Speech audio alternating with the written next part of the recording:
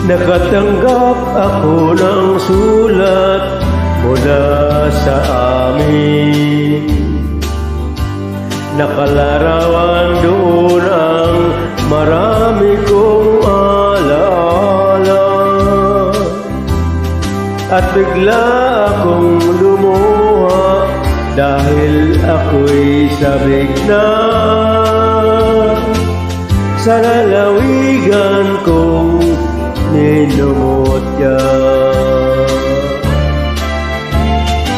Naghihintay pa rin ang hero ko doon sa amin.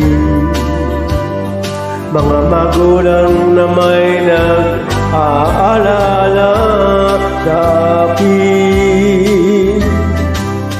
Umasilayan ko man lamang mundo para